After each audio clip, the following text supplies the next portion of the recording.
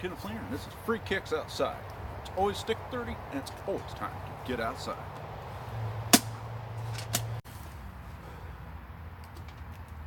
The axe. It's an important part of any outdoor experience. But there is some stuff you need to look out for, especially when you're buying second-hand axes. A lot of axes were built in the fashion of just being a fold-over, and then a piece of high carbon steel put in for the cutting edge of it, and that was it. And they did that up until about the 50s mainly, usually what it ran out to.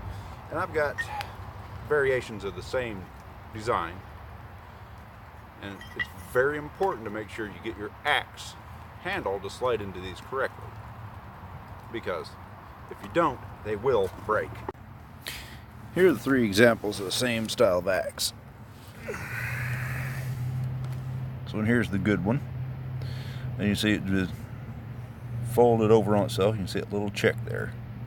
And it's welded up this seam to put that in.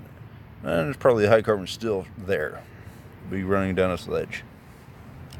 There's another one, the same style, but there's a little check you can see, and I can get my fingernail in that little check. So this might crack. Might. This one here, same type, has a little check, and it did crack. Now the reason this cracked was that the handle was too tight inside here, and you don't want something going, get the thing to stay put. You don't want it to spread out. Now from same principle with wood, as long as it ain't touching the sides, really, it's good. So from back to front, going this way, you're okay. But going side to side, you only want touching barely. So you want it to fit. When you're putting it in there with the wooden wedge, you want it to be where you can slightly move it back and forth, up and down. So when you do put the wedge in there, it's just to hold it in place. And that will prevent this thing from cracking. If it's too tight in there, sometimes you just get by with using it as an actual axe.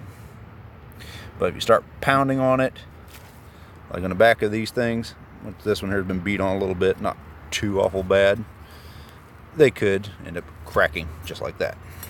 This one here had the hell beat out of it. And I don't know how well you can see that. You can see it pretty good. I mean, it sticks out good distance there on the back. Yeah, they beat on it pretty good, so that's what messed it up. Now, these axes I got in a deal. I got a bucket of them for like $5 at a yard sale. I've had axes do this before, and you just cannot weld that there. It'll end up cracking again. But I think this one here should be salvageable. I have to check into it a little bit more to make sure that crack ain't too far in there. But this one here, I know, is in good shape. It's just a little deformation there at the front. Ain't too bad. It's the edge of this is flat as a fritter. This is what they called a dirt axe or a ground axe.